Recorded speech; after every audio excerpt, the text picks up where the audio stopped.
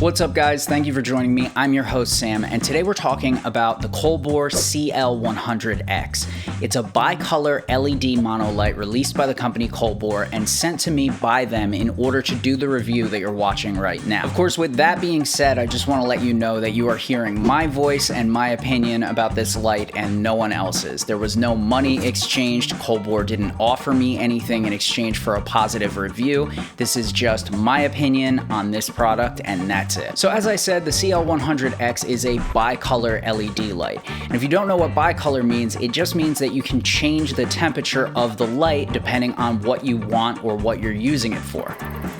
The working color temperatures on this light are from 2700 Kelvin, which is very warm, all the way up to 6500 Kelvin, which is moderately cool. However, it is kind of skewed towards the warm side. I would consider 5600 Kelvin the middle, just plain white, and you can only go about 1000 up from that before you hit the limit on this light. Next up, we have the CRI rating of this light, but before I get into that, I want to explain for the people that don't know what a CRI rating actually is. So CRI stands for Color Rendering Index, and basically in a nutshell, all it means is how pure is the light that we're giving this rating to. Is it perfectly white, or are there other colors bleeding into and contaminating that white light? The Colbor light that we're talking about today has a CRI rating of 97+, which is very good. I haven't noticed any color contamination or any weird skin tones, anything like that with this light. However, I don't personally have a spectrometer. They're way too expensive. So I can't tell you with any certainty how accurate that rating of 97+ actually is. So there are two options when we're talking about powering the Colbor CL100X. The first is through the included AC adapter, which is just a basic plug into the wall and then plug into the back of the light through USB-C, and you're ready to go.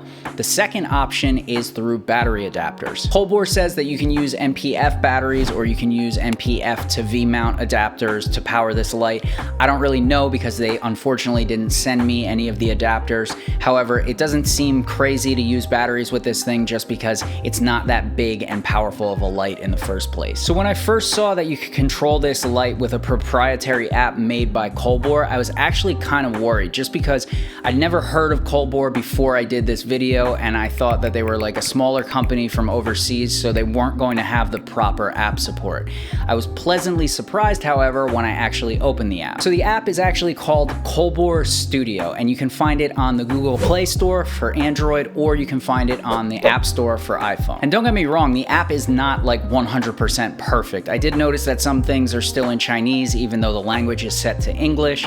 I noticed some bugs here and there, but other than that, I can't really complain about it. You can control everything you need to about the light from the app. You can set up groups, you can change effects. It actually reminds me of the Aputure Light Control, the Sidious Link app.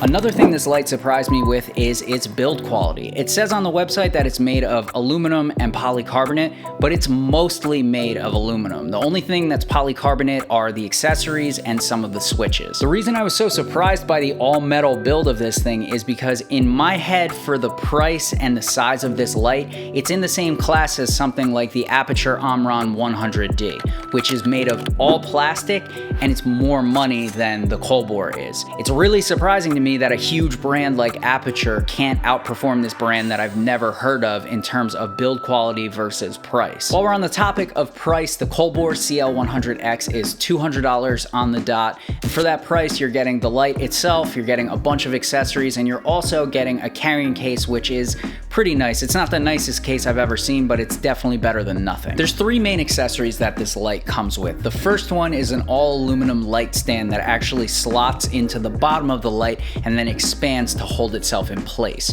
The reason it's designed that way is because there's actually the male feature on the sides of the light, so if you had, say, like 9 of these lights, you could stack them all together into a big grid. The next thing it comes with is the Bowens adapter. This is for things like modifiers like soft boxes or reflector cones. I don't know why this adapter is removable. I have no idea why they designed it that way. You actually have to slot like a plastic ring onto the front of the light, and then you can add something like a softbox. I'm sure they had a reason for designing it that way, but I would much prefer it to be built into the light. Next up on the accessories list is the reflector cone. It comes with your standard reflector cone, just like every other light on the market, and there's just not really much to say about it just because it is such a basic item. Last up on our list of accessories is your standard AC power adapter that comes with the light. It's just a wire with a box and then another wire that goes into the back of the light. The only thing I don't like here is the USB-C port on the back of the light is super loose. And I mean, it is so loose that it feels like I could just barely tug on that wire and it'll completely fall out. And this is also a problem if you put the light up high and it's hanging from the wire, because the weight of the wire will unplug the light, which is obviously a problem. This is like my biggest issue with this light, is how loose that port is. While we're on the topic of the back of this light, there's a couple knobs on the back of there, a power button, and then some like memory and effects buttons, but I'm not gonna go over all the controls on this thing just because that's not going to affect anybody's purchasing decision.